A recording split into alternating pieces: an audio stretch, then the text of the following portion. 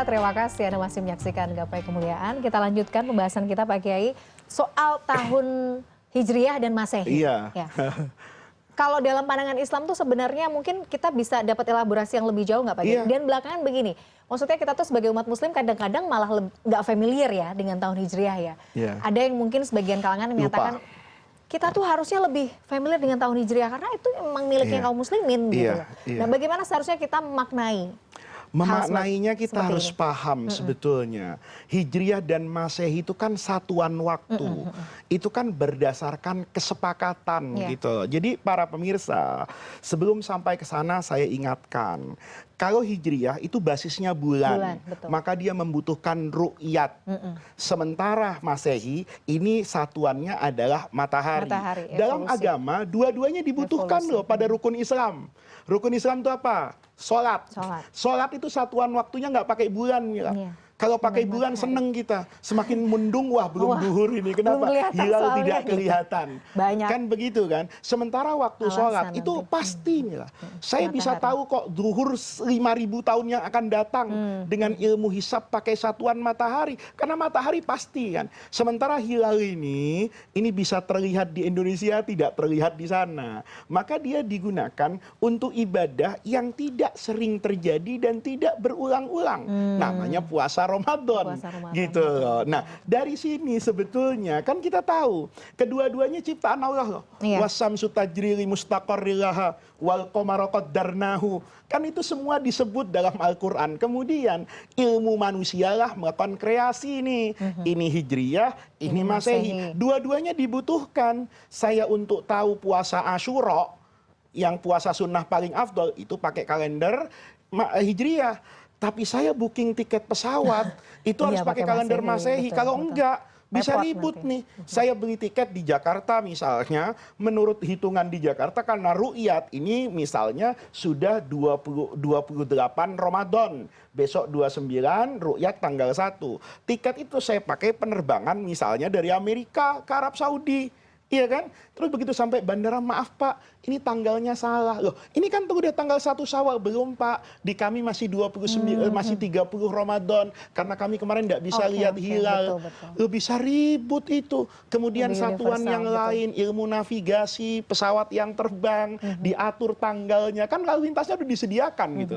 Jangan sampai nanti yang mestinya terbang tanggal 30 Ramadan ternyata itu adalah 1 Syawal. Ketika 1 Syawal ada penerbangan lain punya jadwal yang sudah direncanakan 1 Syawal, bisa tabrakan di udara. Nah, yang seperti ini kalau kita tuh tidak perlu meributkan karena itu kesepakatan, semuanya proporsional. Kapan saya pakai satuan bulan? Ramadan. Kalau Anda mau membuat kalender Masehi, dulu saya sekolah di Arab Saudi, itu kalender yang dipakai Hijriyah. Tapi hari ini sudah memakai kalender Masehi. Dunia yang semakin global, tidak bisa berbeda sendirian. Karena menghitung pasar uang, transaksi perbankan, itu membutuhkan satu kesatuan yang sama. Ketika saya nanti bisa menyamakan semua Hijriyah, ya pindah ke Hijriyah. Ketika semuanya sepakat pakai Masehi, ya pakai Masehi. Itu tidak ada kait-mengaitnya dengan keimanan, keislaman, dan akidah saya. Betul. Kadang-kadang mau soal kebiasaan saja ya Pak Kiai.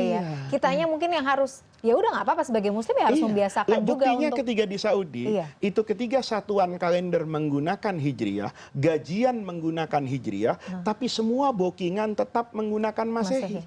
Gitu. Simpel aja sebenarnya, nggak perlu diperdebatkan ya sebenarnya. Nah, kalau Anda nggak pernah baca Quran, nggak pernah ngaji, itu ya kita perdebatkan hari ini. Betul, baik, menarik sekali.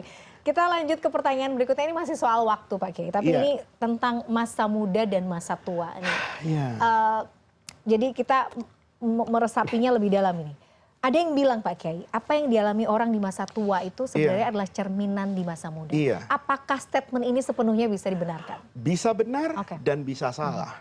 Ada orang yang ketika muda menangis, kemudian dia tertawa di masa tuanya. Ada orang yang menangis di masa mudanya, tertawa di masa tuanya. Ada orang yang boleh jadi tertawa di masa mudanya, menangis di masa tuanya dan sebagainya. Ada guru saya bilang dulu begini, yang paling berbahagia itu kalau kita bisa sampai pada titik di mana kita mentertawakan masa di mana dulu kita menangis. Tapi jangan sampai kita sampai pada satu kondisi di mana kita menangisi masa yang dahulu kita tertawa. Artinya apa? Ini sebetulnya sunnatullah kan Mila. Ini aturan yang Allah buat di alam semesta. Allah itu kan ketika menciptakan alam itu wadu'al mizan, ada timbangannya. Kalau mau pintar, belajar. Kalau mau punya uang, ya bekerja. Ya, jangan di rumah, datang ke Gapai Kemuliaan jadi hostnya saya. Maka Mila dapat rezeki. Kan gitu toh. Ya, betul, nah, betul. yang seperti itu kan namanya sunnatullah. Jadi ketika ada orang mengatakan, apa yang kamu tanam itu yang kamu petik, bisa jadi kalau dia sedang menggunakan sunnatullah. Jadi orang yang tidak belajar di masa kecil, dia menangisi kebodohannya di masa yang tua. Ada yang seperti itu. Tapi hidup itu kan tidak semuanya dengan sunnatullah. Ada yang dapat ma'unatun minallah. Gitu loh. Ada yang mendapat rahmat Allah, nggak pernah kerja, kaya, kan gitu betul, loh. Betul. Kan bisa jadi. Jadi kalau yang seperti ini sebetulnya tidak kaku dalam agama, tetapi memang perlu diajarkan hukum dasarnya yang berlaku generik, yang Mila katakan tadi. Tua itu cerminan masa mudanya. Ketika masa mudanya rajin belajar, maka di masa yang tua itu dia memetik hasil dari apa yang dia tanam di masa mudanya. Tapi ada orang yang menanam di masa muda, tidak juga dia petik di masa tua karena Allah menghendaki petiknya nanti di akhirat. Gitu loh. Ada orang yang mendapatkan rahmat dari Allah dengan alasan yang Allah hanya yang tahu, dan dengan kebijakan dan kebijaksanaan Allah yang maha hakim. Dia tidak menanam apa-apa di masa muda, tapi dia memetik begitu banyak di masa tua. Itu kan semua adalah aturan yang dibuat oleh Allah di alam ini. Tetapi prinsipnya itu ada benarnya. Kalau Anda ingin mendapatkan husnul khotimah, sebaiknya melakukan husnul bidayah. Awalnya juga bagus. Walaupun tidak semua yang husnul bidayah itu mendapatkan husnul khotimah.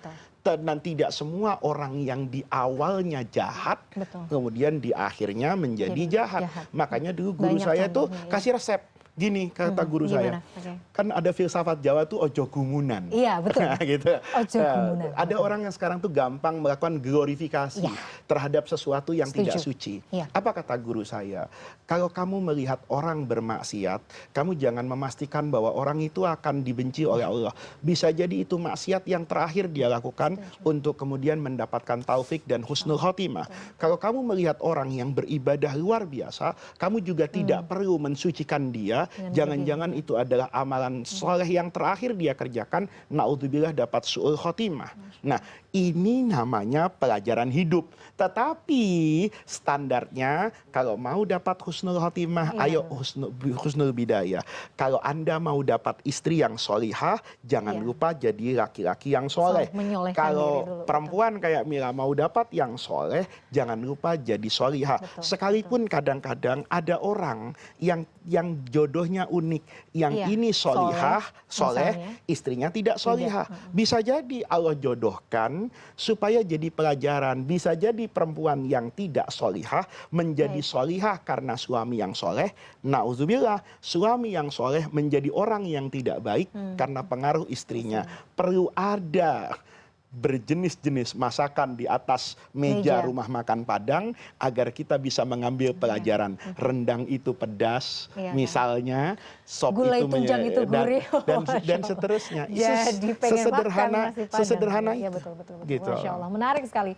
Pak Kiai, kita akan lanjutkan ke segmen berikutnya. Kita harus sudah dulu. Pemirsa jangan kemana-mana. Gapai Kemuliaan masih akan kembali saat lagi. Tetaplah bersama kami.